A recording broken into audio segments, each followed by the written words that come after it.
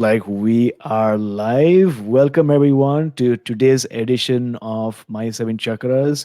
We're going to get started in a bit, but before that, I'd like to remind you that this is a live session. So if you have any questions, any comments, observations, make sure that you use the comment section below.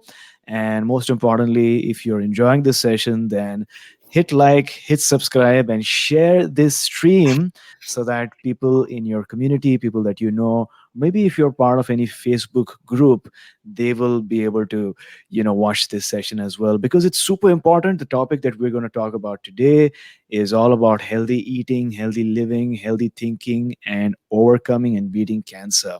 And I'm going to introduce my guest in a bit as well, but again, if you're joining us, thank you so much. So we'll get started in about 3 seconds from now.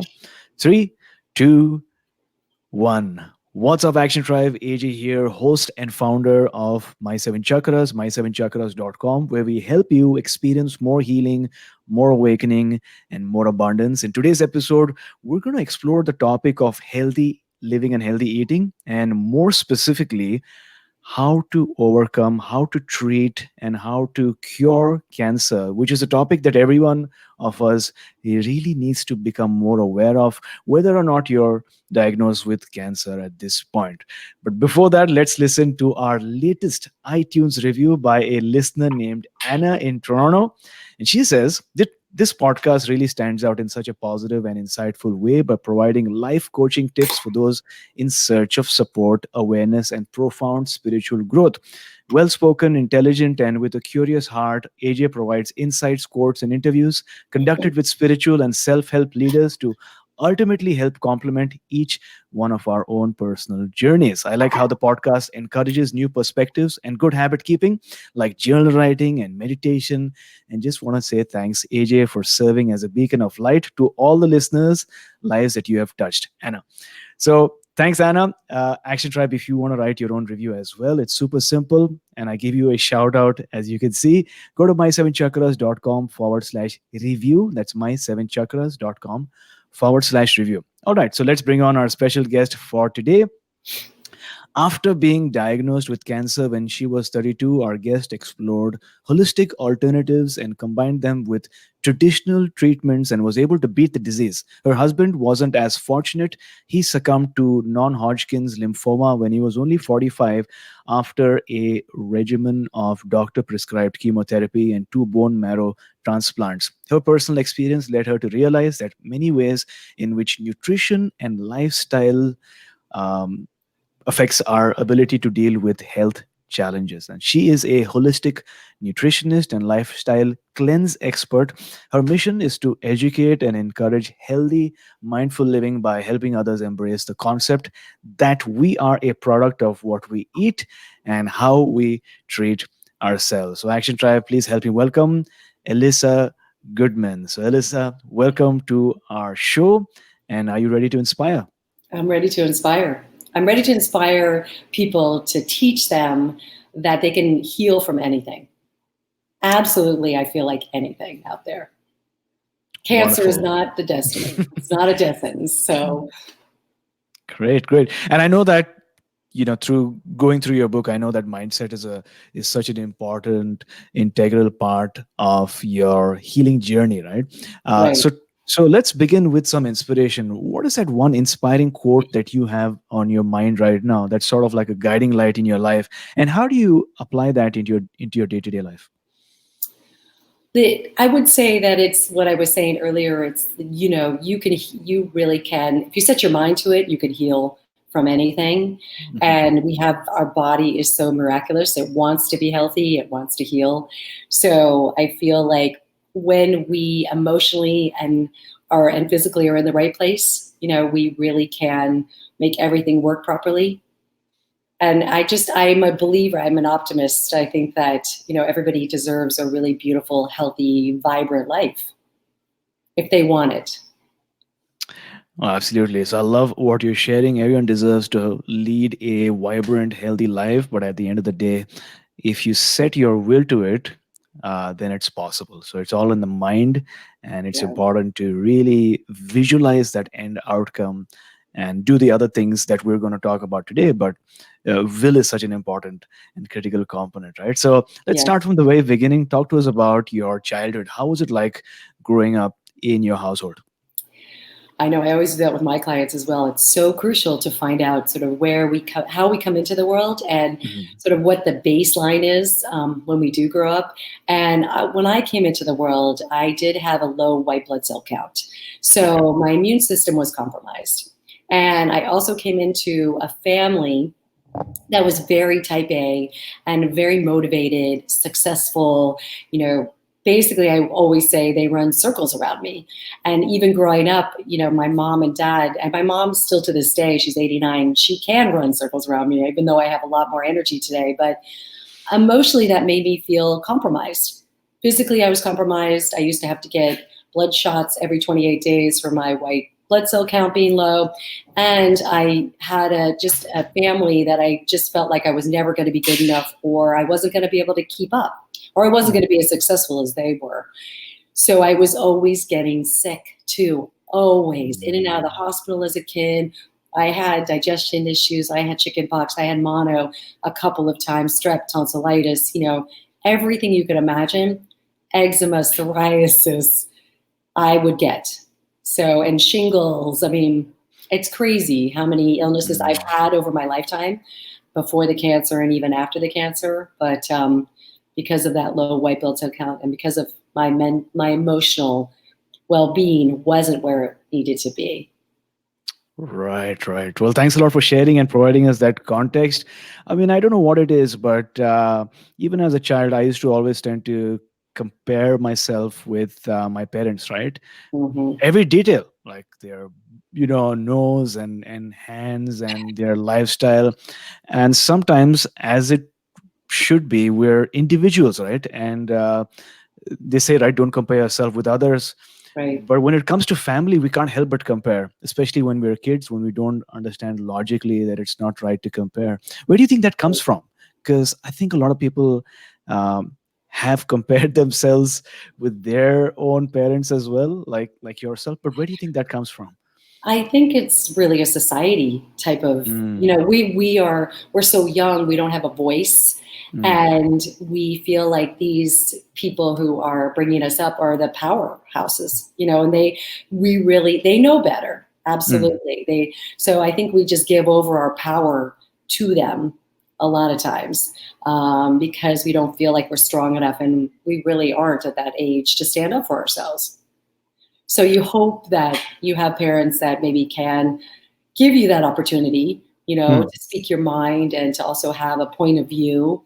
But I think a lot of times these days, and I know growing up for myself, that wasn't the way they were taught. Mm. So it really was. And we also idolize them a lot, Yeah, right? yeah, So I yeah. think that's, their good and their bad traits. We idolize kind of both of them. Right. Yeah, and especially when it is the first time that you come to know that they are humans and they do Yeah, have bad traits, and most importantly, that they are not immortal, right? right. That you realize that at some point that they're going to experience death themselves. But fascinating. Thanks a lot for sharing that. And you shared that your mom had asthma, right? And she would Yes. take you to this health ranch twice in a year for about 7 days. So talk to us about that experience. What was it like, and what impact did that experience have on your overall well-being? Well, she used to go to a health ranch in Tecate, Mexico, which was ahead of its time because Yeah. they grew all their own food and they meditated, they did yoga, exercise, massage, everything that we needed in those years, Mm. but we really didn't have very many places. So she was always a seeker. So she was always discovering new and really interesting places. And Rancho La Puerta she would go twice a year and come back a different woman. And most of the time, as a young kid, I didn't even know where she was going or what she was doing. But when I was a teenager, after being sick so often, Mm. she was like, I really think I need to take you. She would go with like 10 to 20 women each time. Mm. And they were all like 20 years older than me. And I went when I was 14, 15. Not a place I wanted to be at that age because, I was off the grid, no telephone, no way to like contact my friends, but I was with these older women. Mm. But it was fascinating because I watched all of these women, they came down with all different kinds of health issues, even like sleep issues or anxiety and depression and asthma or digestion issues. And at the end of 7 days, they were different women. They totally Mm. transformed. They were happier. Their health issues had gone, weren't as strong as they were at home. Like my mom's asthma, she didn't need her inhaler as much Mhm. after she had been there for 7 days. So, and also it was, wasn't a lot of stress. I noticed that the de-stressing was crucial. So I went about 5 times off and on over the years because I fought her every time. I really didn't want to go. I Mm. really just wanted to be home eating sugar and drinking soda and, eating crappy food and hanging out with my friends. Right. So it really, thank God for that because of my future diagnosis. I had that instilled in me. And when I was diagnosed, I tapped back into that. So that's what really helped me. Got it. Got it. Okay, so you used to go to this ranch in Mexico where they used to have meditation and yoga and really healthy food, locally Yeah, sourced, and the right. fact that there was just one phone, right? And that was also pretty Mhm, expensive, mhm. A and so call. almost no Right. It phone. was right. Okay, so what did that do to you? Like when you came back home, back to the city, how did you feel? I mean, I felt definitely, I always think I felt out of body, where I was Mm, very disconnected from myself. okay, And when I went back home after that experience of 7 days at the ranch, I was reconnected. You have an mm, opportunity to reconnect with yourself.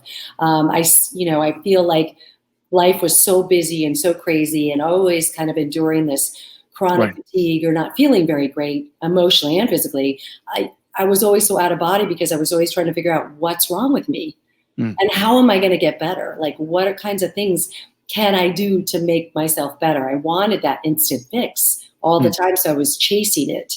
And so I was chronically stressed. But I did. I felt back in my body. I felt centered. I felt calm. And mm. I didn't ever live like that. There was never a sense of inner peace. But when I did come back from the ranch and certain things that I did periodically through my life, I could find that inner peace. But I didn't do them often enough.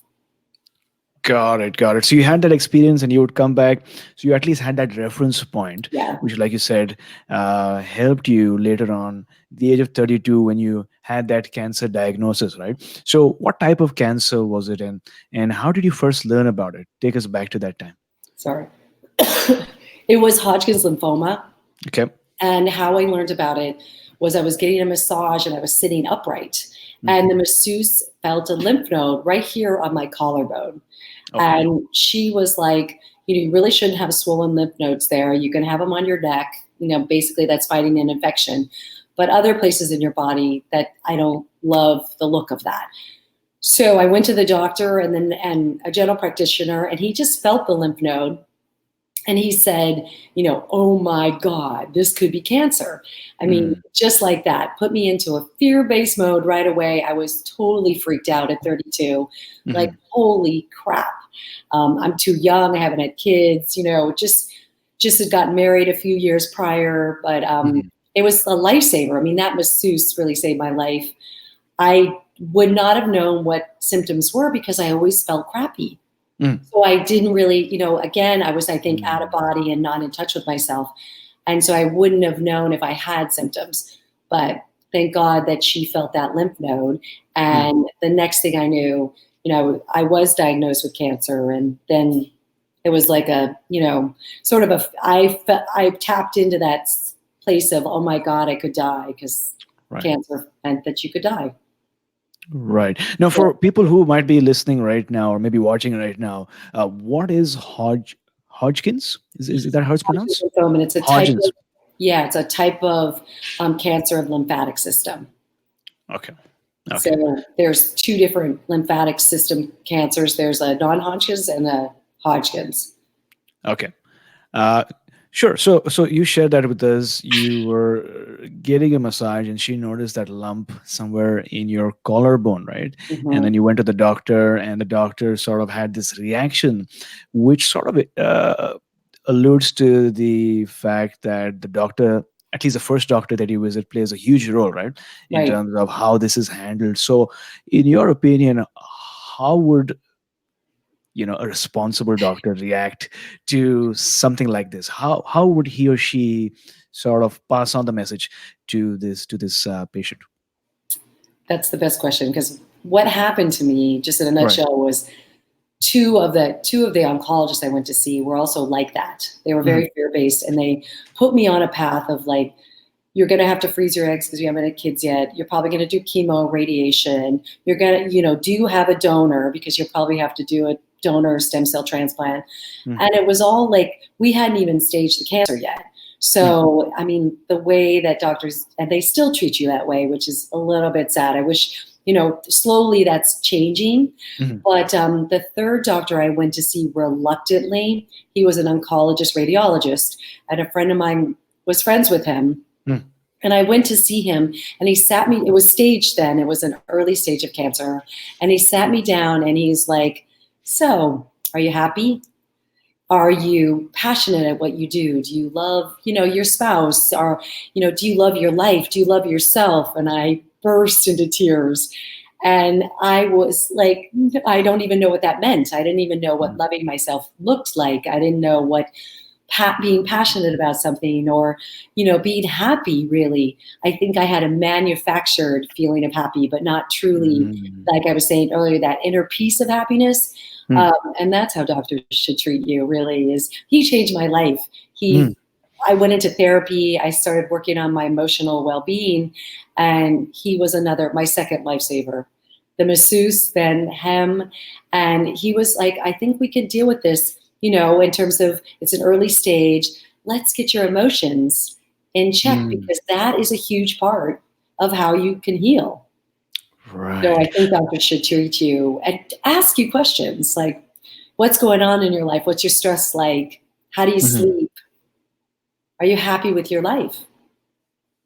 Got it. Got it. Yeah, I can clearly see a difference in terms of how the two doctors handle the situation. One was assuming that everyone reacts to the same message the same way, Yeah, and just blurting out the information, versus being sort of like a counselor and asking the right questions, but also understanding that a person is not just a physical body, that the person has different dimensions, emotions, thoughts, lifestyle, and looking at the whole body, right? At the whole right. person, as opposed to just passing on the information that needs to be passed on.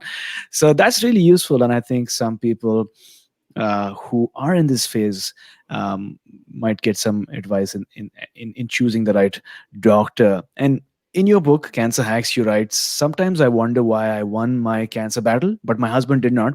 After Mhm. decades of exploring this, I think it comes down to one major thing. Instinctively, I knew that I could and I would beat this.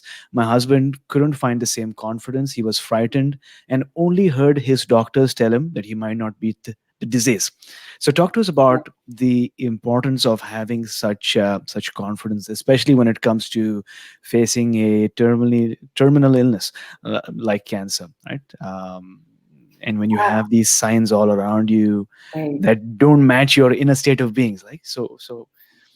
right. I know it is so interesting how some people make it, some people don't make it. I always find that fascinating, Mhm. and wanting to like find out from him, at the deeper level. I can't now because he's gone, but what was it that really did, put him over the edge in that way? Mhm. But his dad died of cancer when he was 2. Mhm. So now, doing all the work that I've done, I do know that your subconscious is fully downloaded by the age of 6 or 7, Mhm. and he really lived in a fear-based mode most of those years, and that trauma of losing his dad was so traumatic. Mhm. His mom remarried years later, but that was maybe he was 10. But not having a dad and having a single mom who had to go back to work, I know, was traumatic. And I think that feeling that Mhm. his dad didn't make it was in his subconscious. And when we Right. have those fears that are so intense in our subconscious, they Mhm. rule us. And Right. you know this better than I do. I mean, it's, when we're like subconsciously, we operate 90 to 95% out of our subconscious. Right. which I find mind-blowing because I think I'm conscious, but mostly I'm not conscious. And those Right. messages that you're playing to yourself, you Mhm. might not make it, you might not make it, or, cancer could kill you, cancer could kill you, Right. potentially. It downregulates your immune system, and it really stops the healing process, I Right. feel. And I think for me, I didn't have those traumatic effects with this cancer, or Right. with an illness like this. And I had some really amazing, I was sick as a kid and he wasn't. Mhm. So I overcame a lot of things as a kid. So I think tapping into that, I was destined to like overcome. I think my instincts and my intuition just really rose to the surface. I know that I didn't listen to them a lot of times throughout my life, but Yeah. at that time I was lucky because we have such strong instincts and intuition. We Yeah. know what we're supposed to do and what we're supposed to eat and how we're supposed to act and who we're supposed to marry or all of that, but we don't tap into them. And I think I really got lucky. I'm so grateful that I just knew, and his cancer was a little farther along than mine. And Right. his Right. doctors didn't do the same thing with him. They didn't. Mm. Nobody asked, how are you doing emotionally, and what's life like, and what's the stress level like. He lived in a stress mode. He was so type A. He was really Mm. successful, but that really drove him. Mhm. And he Right. also Right. was a huge animal protein eater, and he was addicted to sugar. And I'm not saying animal protein and sugar give you cancer, Yeah. um, but they're hugely inflammatory and not so great for us when we eat them all the time. Right, right. So there's a wonderful discussion, and it's amazing that you were able to listen to your gut and listen to your intuitions and go the alternate way. But I also see what he was experiencing, right? Like you said, that his father had lost his life to cancer, and I think men in general have this evolutionary need to do better than their fathers, right? I don't know where it Yeah, comes from, but to sort right. of to spread the legacy, and the fact that you receive this diagnosis that you're going to end, your life is going to end, it feels as if he was trying to cling on to some sense of certainty. And Yeah, in the midst of all of this, who do you listen to, right? The doctors are trained and they've spent their lives, but we are finding otherwise, that maybe they are not always right, at least in the way that they treat their patients. So this is really useful. So when you had the diagnosis, sorry, I we was seem going to. to say, and also you mentioned, about him. I mean, it's really unheard of these days to have someone do 2 bone marrow transplants in a year and a half. Wow. I mean, usually one takes you under. Your immune Yeah. system is so compromised.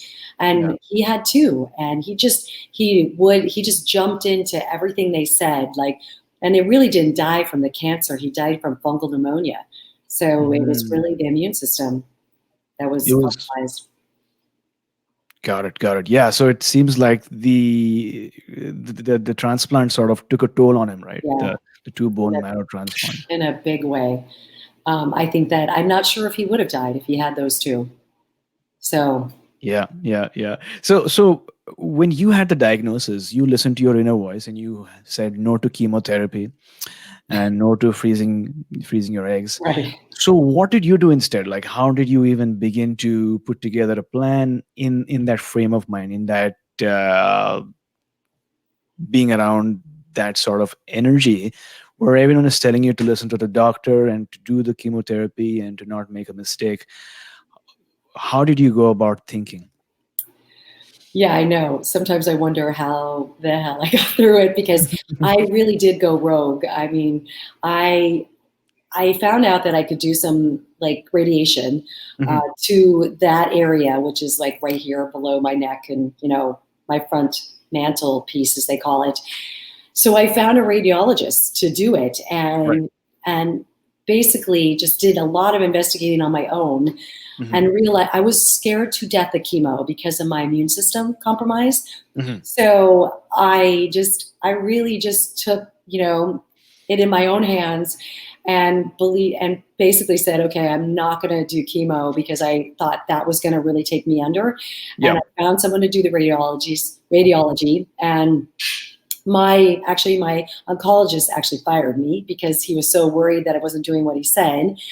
So it was Oh. a really scary time because I didn't know what I was encountering and if I was going to be okay, really, truly at the end of the day. But I did do the radiation, and that's when I jumped into therapy and getting some emotional guidance, as well as I started juicing and I became a vegan.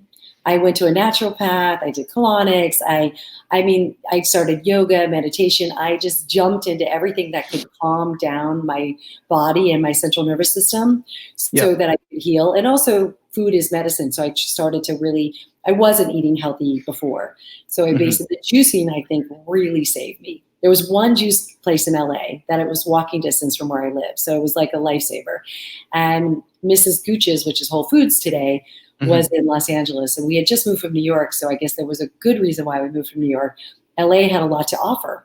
There was a lot here in Right. terms of the natural, healing methods. So I was lucky. I doing all that, cancer free, um, not illness free, but definitely cancer free. So, Hmm. and and also after all these years of after he passed away, of learning about what are all the factors that come together that can heal you or Hmm. make you sick. um, I was so lucky to be able to bring all those factors together in those days, which was a long time ago. Yeah, yeah. So that's wonderful that you had access to that juice store and Right. the previous version of Whole Foods, and you had access Right. to good nutrition, right? So that's Yeah. wonderful, and you did that. And these days you have books on Stoicism, right? Marcus Aurelius, which sort of encourage you to think about death, right? Yeah. Because it can have a purging effect on your body and allow you to remember what's truly important versus what is non-essential. But in the case of receiving a diagnosis, that's kind of different, right? Because that's just sort of putting a timer on your time on earth. So did you have Right. any worries about your time on earth, especially since you talk about the importance of handling your emotions, right, when it comes to dealing with cancer? How did you counter those negative thoughts when they arose? It was really through therapy at the time. Hmm. And now I don't have those thoughts. I mean, I did have them for years, and I did have them probably up till he passed away. Hmm. But then I started seeing an energy healer like 10 years ago who Hmm. really was able to go in at a more core level and release those thought patterns that weren't serving me anymore, those traumatic feelings and self-esteem and self-worth feelings that I had all my life. So was able to really kind of go in and viscerally feel the release of those. I think, that subconscious is so important to tap into. Hmm. I journaling, putting pen to paper is been massive for me over the years, just like releasing those fears. Hmm. And also manifesting things that I want to come true in my life, and they have come true, and I have released those fears. So I mean, just that in itself is huge. I've done psilocybin journeys, and I've done ayahuasca. Hmm. So those are things that also can tap you into, your subconscious and your fears. Hmm. Those have been life changing. Absolutely tapping in and feeling that everything's going to be okay, and Hmm. that you know feeling that calm and peacefulness with Hmm. yourself and knowing that you are enough and good enough, I think is the ultimate in this healing journey, whether it's cancer or any kind of health issue. When we're on the planet, just to know that we are here for a reason and we have a lot to offer, and that we are beautiful humans in ourselves. But most of my life, I never had felt that, but being able to tap into that, my whole life has changed in every way. So I just feel really lucky that there is that out there, and what you do as well, bringing those people to the forefront of that people can change their lives, and knowing how to reprogram your mind and open up your heart, um, is beautiful. That wasn't happening as much when I was diagnosed. Hmm. But today Got it. there's so much to offer with all of that. Well, thanks a lot for sharing. And me, even on a personal basis, I have gotten into a routine of journaling in the morning over the last, I think, 4 to 5 months, consistently every day, and that has been really transformative.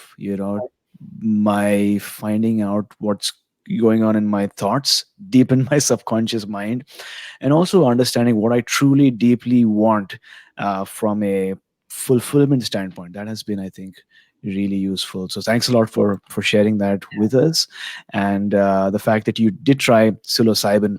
I've not tried it yet, but I'm Are you really interested? I am Yeah, really interested. I'm doing a lot of research into it, right? Because there are so many different types of trips that you can go on, yeah. and you always have this worry, right? Like, what if the changes are not reversible?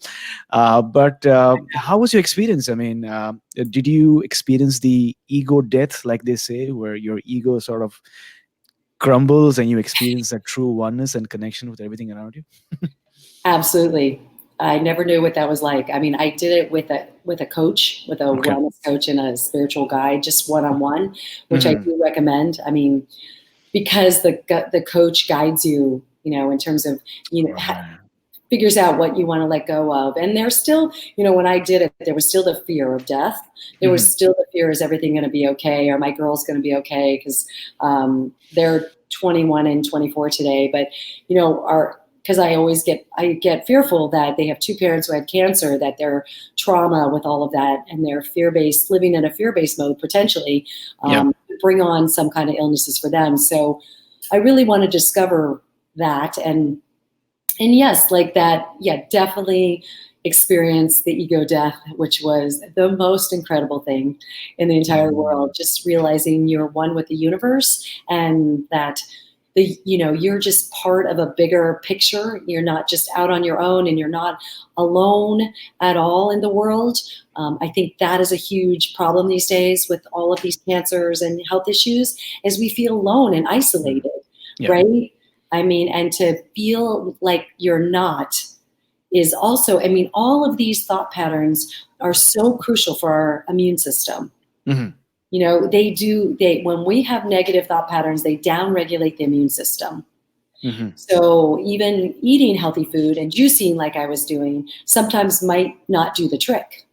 So Yeah. that emotional component, in conjunction with the healthy food, and maybe some powerful supplements that are clean and healthy, are really the ticket. And sleep and things that don't cost money too. Mm. Getting enough sleep, and de-stressing, and the journaling, and just doing breath work, and all of those things don't cost money and are huge for Hmm. people to really be able to heal. I mean, there's the Heal documentary that's out, that's so beautiful. I don't know if you've Hmm. seen that. Have you seen that? The Heal Uh, documentary? no, I've not, but I've heard so much about it. It's on my list. So that documentary, and also the documentary about veganism, Yes. Is that the which Game is Changers? the game changes. Yeah, that's something I've heard a lot about, Right, and there's so much right, of debate and discussion about it. Right? right. A lot of people are Yeah. watching that these days. Yeah. I know. Exactly. Yes. So the Heal documentary is amazing because it brings together practitioners, Hmm. alternative practitioners, and it's Reiki and breath work, and, you know, a mind architect, and just, Hmm. definitely people who can teach you how to restructure your life and tap into what's not working for you.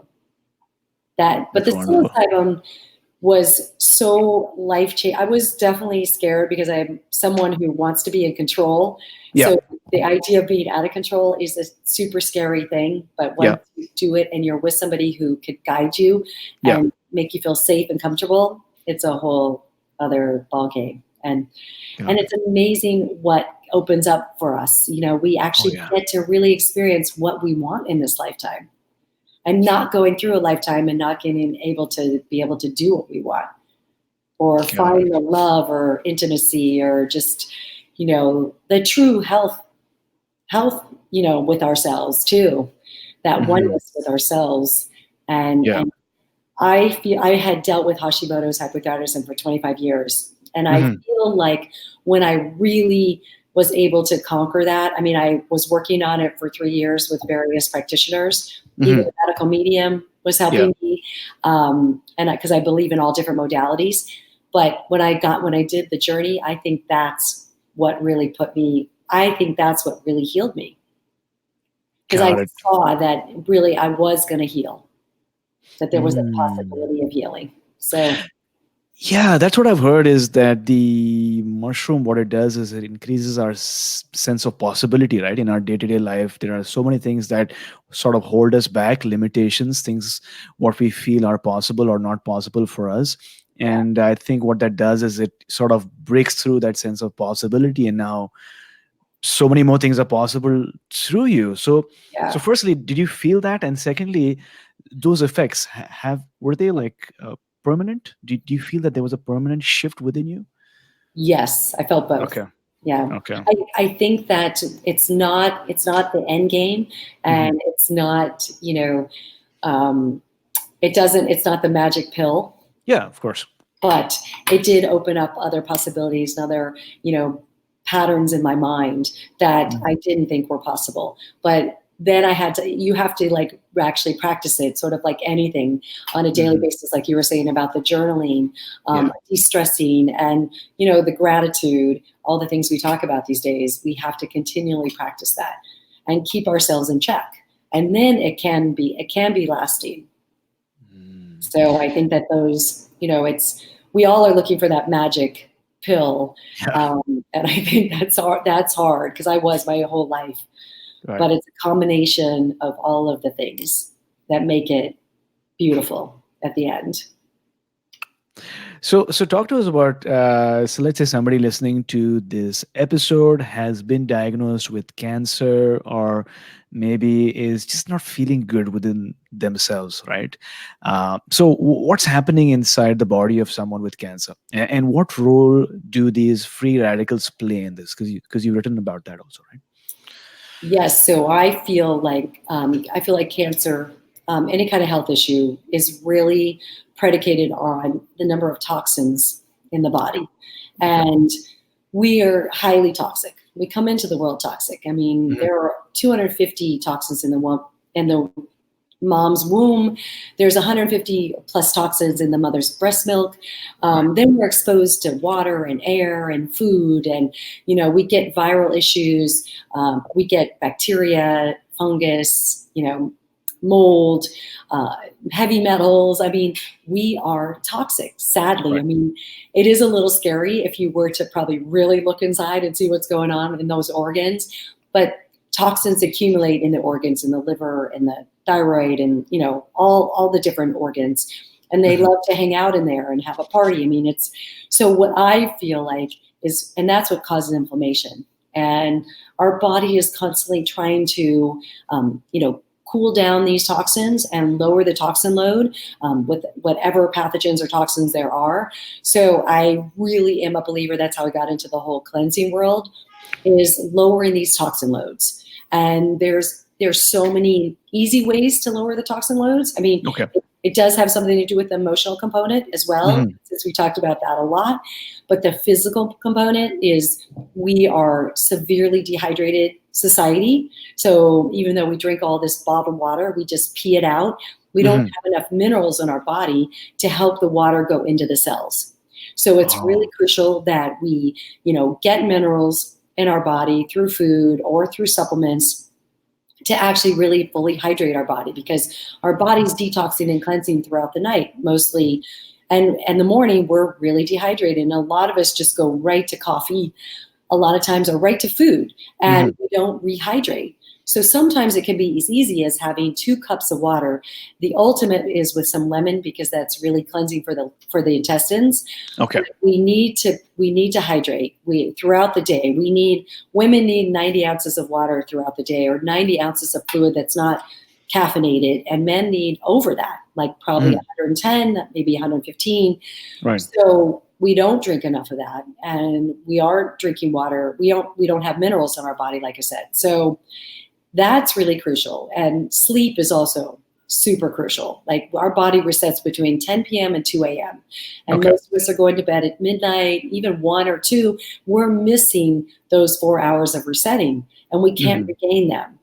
So Mm. it's really important to try to get to bed by 10 or 11 and get 8 hours or 9 hours of sleep.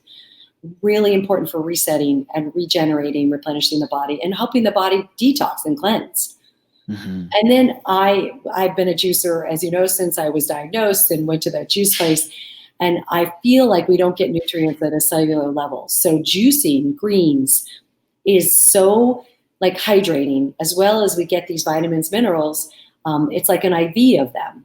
So they go right into the bloodstream and they can go right into the cells and replenish us. So they can give those cells a chance to duplicate and replicate in a healthy way. So I'm a big juicer when it comes to cleansing and detoxing these toxins from the organs. And whether it be just, celery and cucumber, lemon, ginger, parsley is a great heavy metal detoxifier, and cilantro, but kale, spinach, arugula, dandelion greens are one of my favorites for detoxing the liver. And burdock root is another one for the gut and the liver.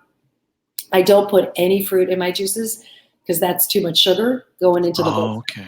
So I'm all about the greens.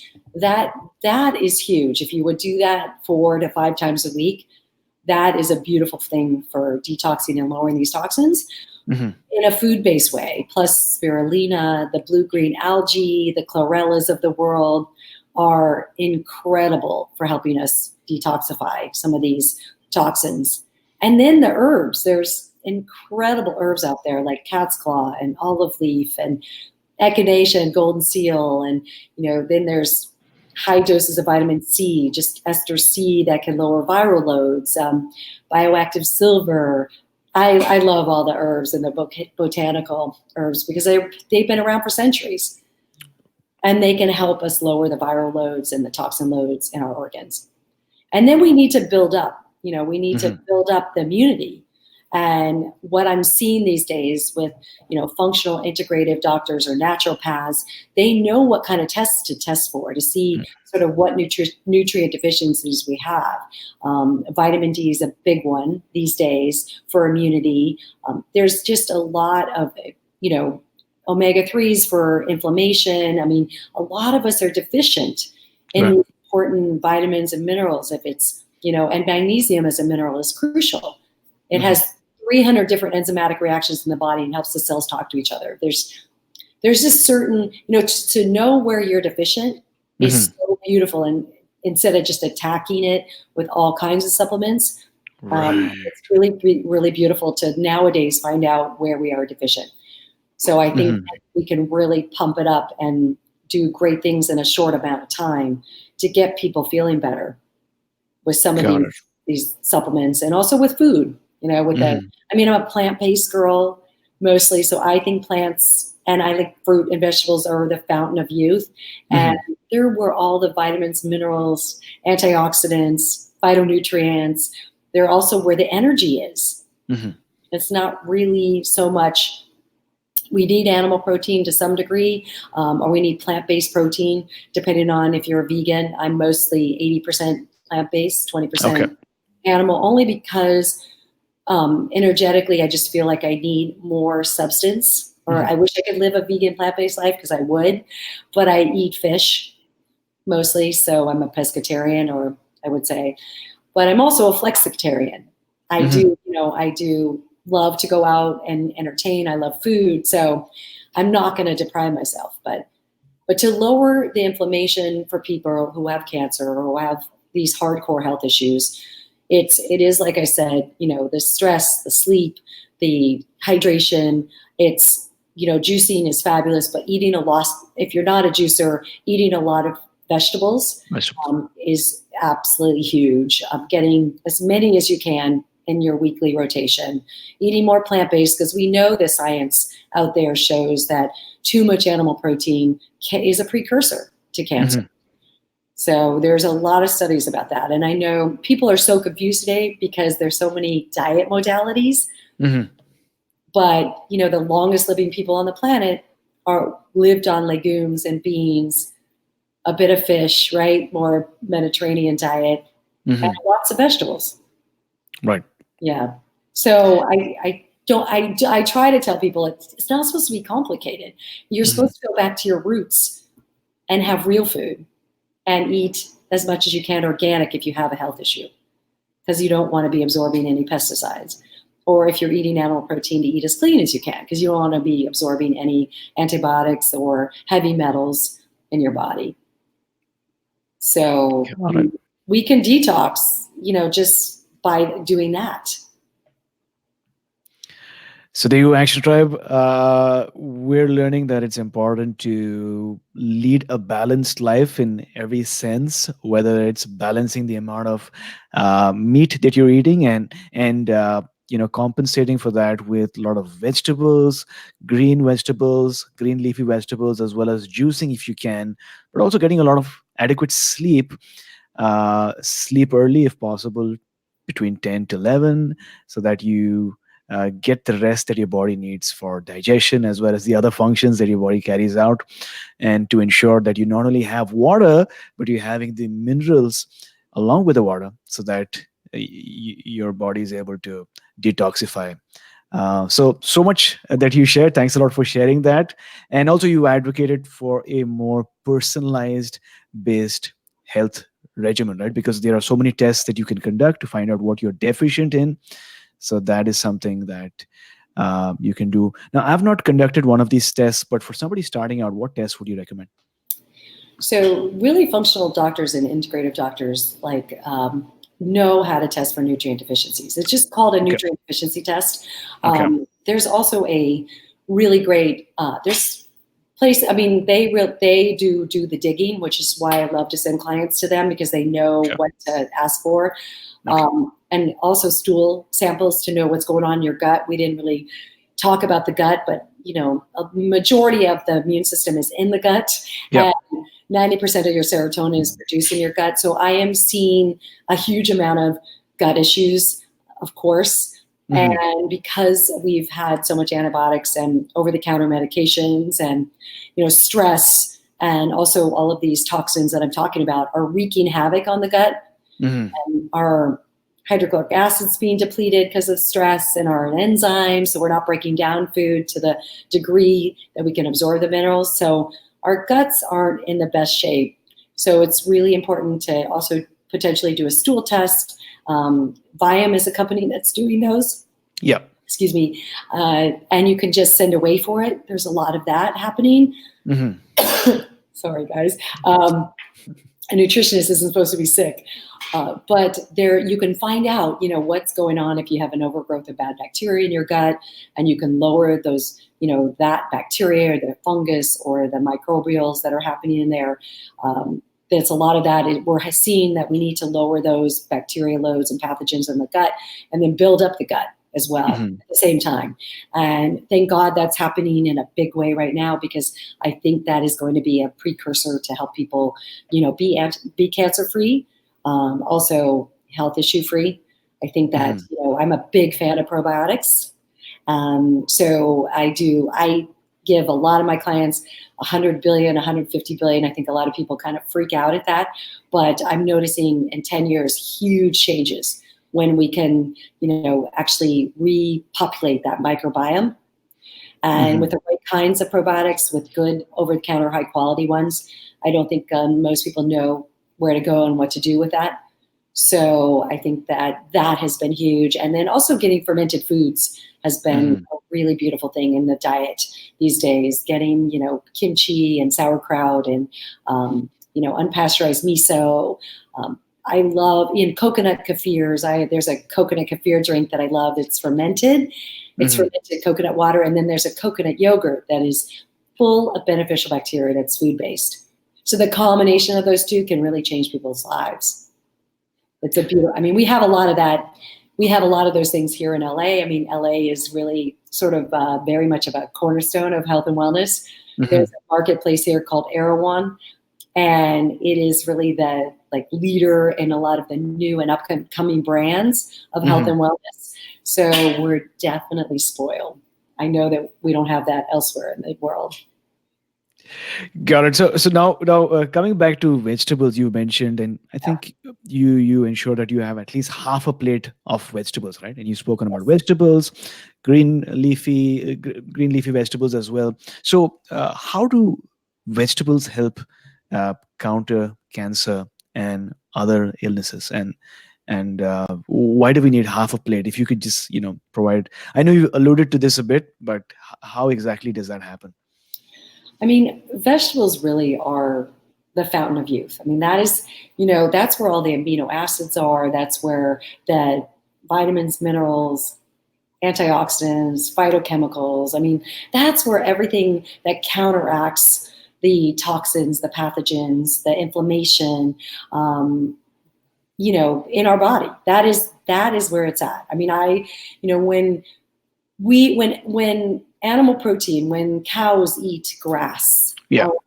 I mean, that's where they get the amino acids. We think we get it from animal protein, but Right. they're getting it from the plants and the grass. So that is the true essence of really where it's all at. That's where they're all grown from the sun. So Yeah. that's where the energy is. Mm-hmm. And there's so many studies. There was a recent study done with 8 tumor markers for cancer, and they tested some exact vegetables, and the vegetables that came out the highest that lowered all of these 8 tumor markers were cruciferous vegetables, the broccoli, the kale, the bok choy, all of the cruciferous cauliflower were very high, and then it was onions and garlic and leeks. And then the next one was spinach, and then radicchio and beets. Okay. All of those were super high on the chain. They either lowered all 8 tumor markers or they lowered all 7 out of 8. So, I mean, the studies that we've done, we don't see studies of animal protein lowering cancer or tumor markers. We don't see we don't see saturated fat doing that. So we do know that complex carbs with legumes and beans and sweet potatoes and wild rice and things that are really healthy also are filled with minerals. They're great for calming down the central nervous system, but we just don't see the research like we do with the plants. And that's why I say it's so hard for people to incorporate these veggies in the way that I would love them to. Because it's a lot to say half your plate is vegetables. We haven't been trained to do that. We've been trained we need protein and fat. Yes. Right? So we have not been told there is no money and telling us that vegetables, that apple is going to save your life, or that spinach. There's no one out there touting that, really. There's no big, huge marketing campaign behind veggies saving your life. Right? I don't know if you see it, and I don't know.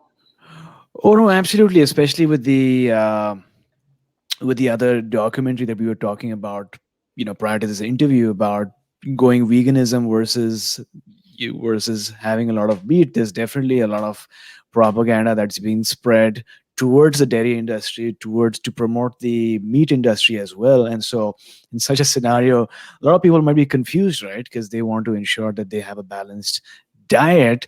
And there's this myth that says that veggies are not a good source of protein and thereby cannot replace white or red meat.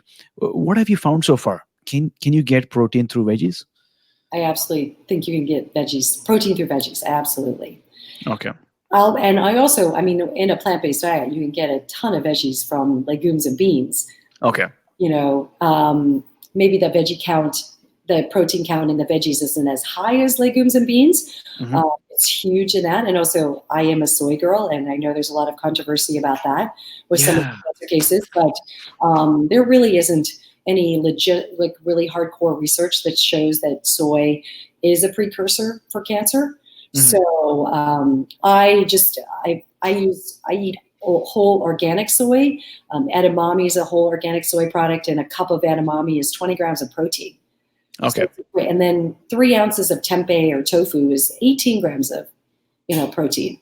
So I don't overdo anything in my life, except for the veggies. I probably will overdo that. When I had cancer, I overdid carrot juice, but my body told me that I was overdoing it because I turned completely orange. Yeah. It was orange. But, I feel like that is really like where it's at in terms of, about, like I said, Dan Buettner wrote a book on the healthiest, people on the planet. That's what they ate. They lived in their hundreds. And I know that they also had a beautiful community around them. They weren't probably as stressed as we are in this world that we live in today. They lived a little bit healthier and they exercised probably more Mhm. than some people do today. But it does say a lot with all that research and all those years. I feel like that just sits well with me instinctually. Is this the blue zone study? Results, The blue yes. region? Okay. Came out with a cookbook too. Yeah, blue zones. Yeah. Got it. So what are some lies that the food industry is still spreading around? Because you share a lot of myths and some stuff that should not be followed, but is followed for some reason. So what are some lies that the food industry is still propagating and spreading around? I think that that we need so much animal protein Okay. that they basically say we should have animal protein at every meal. We need like half our body weight in animal protein, which is quite a lot of animal protein, and also that we need a lot of this fat. That Hmm. fat is good for our brain and for our hormones. I mean, it is to some degree, but it is both those animal protein and fat is really hard on our liver. It's Right. also hard to break down in our digestive system. And then the liver has to overcompensate and produce more bile to break down all this fat. And I think these days we have, unhealthy livers as well as our guts. I think that they've been really taxed with all the toxins that they have to convert into safe forms to get out of our body. So I think the animal protein, the dairy, is really so inflammatory. It's really hard to break down that casein molecule for us, and I think they still say that we need dairy and cheese and all Hmm. of that. I think that they say that we really don't need as many veggies as I think we do. There's nobody, like I said, out there promoting that. A lot of people are saying we should eat fruit because of the high Hmm. sugar content.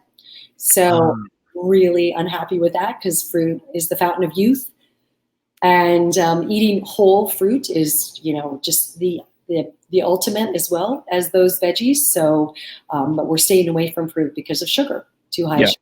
I mean, I don't recommend putting fruit in the juices. I don't recommend putting fruit in like a ton of fruit in smoothies so that it goes into the bloodstream really fast. But I think Mhm. eating fruit is really really crucial. Right. And I think that they're saying that we shouldn't eat organic. I mean, there are certain foods out there that we need to eat organic. I mean, they're because basically we're getting a lot of pesticides. Like I said, we're already toxic. So I think if you have an illness, it's really important to go organic if you can afford to. Hmm. And the Dirty Dozen or Clean 15 tells you which ones to eat clean and which ones you cannot. You don't have to do organic. And just the hormones in the animal products these days, and the GMO. GMO is genetically modified. They're saying that it's safe, and Mm. I do not believe that. I think genetically modified foods are not safe for us. So those are things that are being touted, and people aren't really being educated to the fact that these things really can cause cancer. Also, Mhm. because I'm plant-based, I do eat some Beyond Meat. Yeah. And sometimes, when you look at what's in that Beyond Meat and Possible burgers, Yeah. it is crappy, totally crappy. So if you Oh. are an animal protein eater and you're dying for hamburgers, sometimes I think we should eat a real grass-fed burger with Mhm. no additives. And I mean, they have so many additives in these fake burgers. Really? Yes, to make them feel and taste and bleed like a burger I'm sure. Yeah. would do a disservice for us. So I just, want people to know that they really shouldn't overdo those things. Right. I've got this thing in me, right? Whenever there's a new trend and whenever it's been pushed by the mainstream media like crazy, I sort of, take that with a pinch of salt. Right, Is it really good for you? Or do they want you to feel like it's good for you, right? right, I mean, I'm not a conspiracy theorist, but sometimes you got to listen to your gut, right? Like you mentioned earlier on. right. What are your thoughts on meal prep? Because obviously, in your book, you've said we shouldn't be going for the quick pill. We shouldn't be trying to save time all the time. But obviously, people who are working, they want to have good nutritious meals made at home, and meal prep is one of the ways by which you can ensure that, right? So what are your thoughts on that?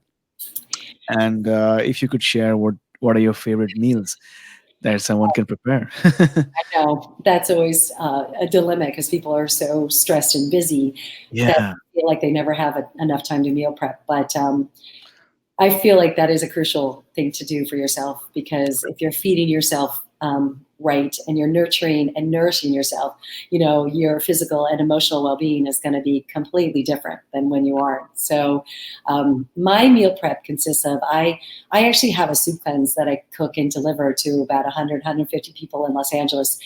And I love soups because I love the pureeing vegetables, or just, again, that's another way of how I get my vegetables. So I'm always on the weekend or even during the week, I make a quick soup or a couple soups. It takes 15, 20 minutes to Hmm. actually, saute some onions and garlic potentially and some broth and put some veggies in there and some seasoning and spices and then puree it. And then you have it in the fridge for 5 days. So that's Oh. something that I absolutely love to do. And I have them in the freezer as well. So I have them in the fridge, in the freezer, and I know when I come home, I can just grab that and have a cup of soup even before my meal. So I'm not so starving and I don't go for the chips or the crappy stuff that I do like as well. I love, tortilla chips and anything I love Mexican food because of growing up in Arizona, just any of that stuff. Um, so I do that. I also have glass Pyrex dishes that I pile up in the fridge. I buy my greens and that are pre-washed, or I wash it myself. And then I have lentils or black beans or chickpeas or edamame or tempeh and Hmm. most or salmon. And I have it in a glass Pyrex dish individually. And then I roast veggies, Okay. for the week, tons of different veggies. And then I have some raw veggies. I always have avocado, and I'll have red peppers or tomatoes or cucumbers and celery, all that. I'll cut that up and put it in a dish as well. And then I also have complex carbs. I'll have sweet potatoes, or I'll have wild rice Mm. or quinoa, squash, potatoes, even. I love those. And those are all in like glass Pyrex dishes. And then I make a couple of dressings, and that's what makes the meal. I just puree the dressings in a Vitamix, and then when I come home, lunch or dinner, I will just pour it all into a bowl and I'll just mix and match what feels right for me that day, whatever I'm in the mood for, and then Hmm. put that dressing on the bowl. And it's like, it takes me 15 minutes, not even. So my Right. meal prep might take me about an hour Okay. on a Sunday, or if it's not a Sunday, Saturday or Sunday, or it's a Monday, it takes about an hour. And then when I come home, it takes about 15 minutes to throw all this stuff in a bowl. And then I know I'm eating Hmm. healthy, and it's so easy. So to have the bowls or to have the salads and to have the soups is really something I love. And then I always have like hummus, different kinds of hummus. There's so many different kinds these days, Yeah. beef, carrot, whatever you want to make. And I always have flax crackers around and just really, healthy things that I can snack on, olives. Hmm. So, and so I'm always feeling satisfied. I know that I always make sure I do have protein and fat every meal, but it Hmm. mostly is plant based. So there's always those Great. boomer beans and avocado and olive oil, and it's Got really it. life changing. I mean, it not only has helped, I think, with illness, but I know for me it's helped with my anti aging because I'm almost 60, and I feel. Yeah. I mean, I And you look young, much younger, for sure. feel energized, and yeah, I just feel amazing. It's because of the work Mm, too. got it. So there you go, Action Tribes. What you're missing out on is not time. Maybe it's time, but what you need is a strategy, Yeah. and you need some planning so that you know how to put it all together. And I'm from India, and I know for a fact that in India, it's not so easy to get non-veg. I mean, you get non-vegetarian food, but you don't get beef pretty much. But what tends to happen is, as a result of that, most of the people consume like a 80% vegetarian diet with some non-veg on the side. But when I came to Canada, it's sort of the other way around. There's a lot of meat, whereas it's hard to find, like especially for a, it's changing, but for a vegetarian, it's hard to find only veg. Not that I'm a vegetarian, I eat non-veg as well. But what I've been thinking of late is to move more into your sort of 80% vegetarian, maybe 90% vegetarian, and 10% meat, and to see how I feel as a result of that. And maybe our listeners can also, try this out as an experiment to see how their, day changes, or how their energy levels change, how their immunity rises. But yeah, that's something good to indulge in. And thanks a lot for giving us these ideas. Well, it's such a pleasure because it's just sort of something that I live by. And I know that I want people to live a vibrant, thriving life. I don't want them to suffer. And Mhm. I think that we suffer too much and we just survive. We don't, Right. we don't know how to get to the other side. And I mean, I really, I should take that back. I think we do know how to get to the other side. We just need people like yourself, bringing on experts and people that can help. If they connect with me or they connect with whoever you have on your podcast, they will start to take some steps to make life for themselves. They know they want life better, right? They definitely know that they want something to change. And Mhm. sometimes it doesn't have to be really that challenging. Hopefully, what I've said doesn't seem that challenging, right? Or at least, whether or not it's many steps involved, at least they've got a new mindset now to Right. look at the same thing in a different way. But what you've Right. shared is pretty much, it's not challenging at all. It's as Right. simple Yeah. as going to the grocery and choosing the right things, right? So on that note, what is that one action step that you'd like to recommend for our listeners today? I only get one. To Oh, keep it oh, simple and I can't. overwhelming. Because the action, I mean, oh my God, because I was, can I say two? Yeah, Yeah. sure. Okay, so journaling, just start Mhm. journaling and putting a pen to paper and start releasing some of those thought patterns that you don't feel are working for you, or the anxieties, just all the things that you feel are holding you back. That is huge. And the second thing go on Amazon, buy a juicer. Breville makes a great cold fountain plus juicer, and start juicing greens. They'll be life changing. So there you go, Action Tribe. If you're watching this session so far, or if you're listening to it on your iPhone or some other device, make sure that you hit subscribe, because it'll ensure that you do not miss uh, out on any future episodes, because we've got some amazing episodes in store for you. And if you're listening, then you're missing out on our video, because as you can tell, we're doing a live stream HD interview series, which is available on our Facebook page and on YouTube as well. Once again, to save time, make sure you hit subscribe.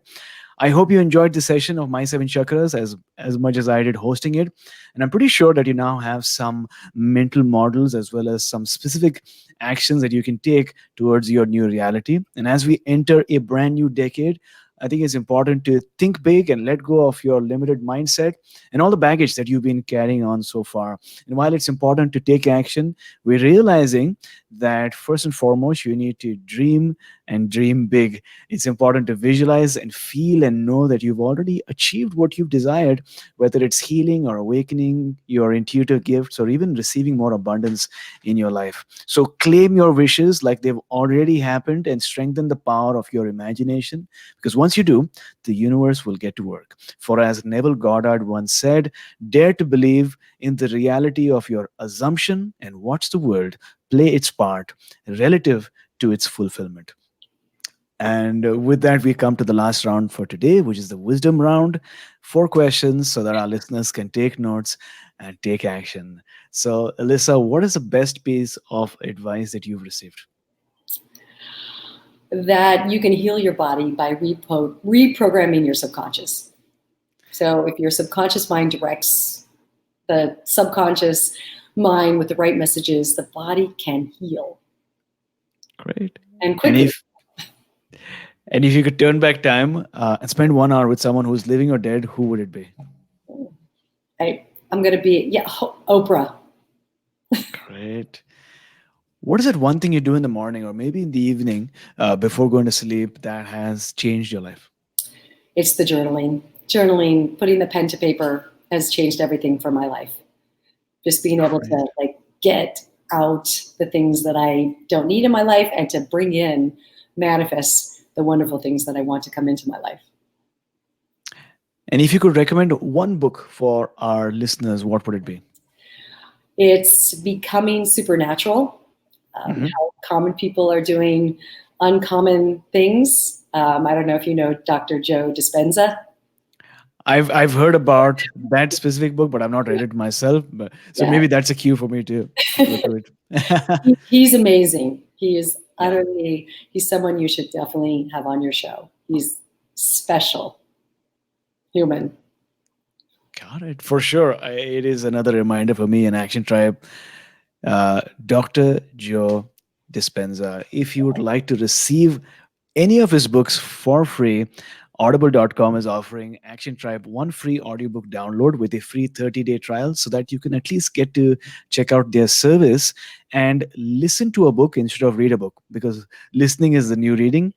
As you can tell, you're listening to a podcast, right? And I definitely love listening to my audibles, which I have stored on my phone. And in most cases, the authors themselves read the book out to you, which is fun and exhilarating, right? So to check out this new service, go to my7chakras.com/free book, my7chakras.com/free book.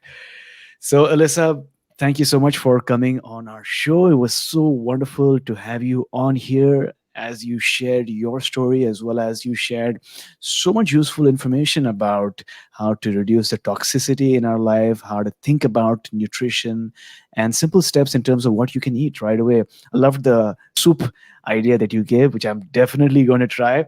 But before you go, tell us one thing that you're grateful for, and how do we find you online? I'm grateful for my health, very much so, that I can and my inner peace and my calm. Of course, all my, I know you said one thing, all my family and all my children. Uh, Mhm.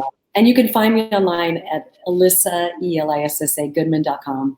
And I'm have a website and I'm on social media a lot. And I have a YouTube show where I interview game changers in the wellness arena. And I have a book called Cancer Hacks. And I also have some free downloads, resources. I just put myself into remission for Hashimoto's. And I have an autoimmune hacks PDF that can be downloaded for free, as well as a 1 day cleanse, cleansing tips, all of that. So there's a lot happening there. Wonderful. We'll have all these links up in the show note. Action Tribe. Remember that this is not only for people who are diagnosed with cancer. This is about radically transforming your life so you have more energy, more purpose, better immunity, and you can do the things that you want with the people that you love. So that's why I also feel it's so important to not only listen to this whole episode, but also learn more about Elissa, because obviously she has so much to offer. um, yeah, we'll have the links up in the show notes. Action Tribe, before we end, if you enjoyed today's episode and if you consider yourself a part of Action Tribe, then you will definitely love the Action Tribe Energy Circle. Our program is about to launch pretty soon, where you will be introduced to mentors who will teach you how to experience more healing, more awakening, and more abundance. To learn more, go to my7chakras.com/energy circle. That's my7chakras.com/energy circle. We've got a video series right now that you can check out and learn more about this new experience. Right. And if you're on Instagram, then take a screenshot of this episode and tag me on Instagram. My handle is at my7chakras. That's at my7chakras. And Alyssa, what is your handle once again? It's at Elissa Goodman. Add Alyssa Goodman so you can tag both of us if you like this episode. And yeah, that's all from my end. Alyssa, thank you so much for coming on our show, talking to us about hacking our way through cancer, as well as eating healthy, thinking healthy, and really preparing ourselves for the next decade. It's going to begin in 2020. Thank you so You got much. it. Yeah, thank you. Have a great weekend. Thanks, everybody. Just ending this broadcast.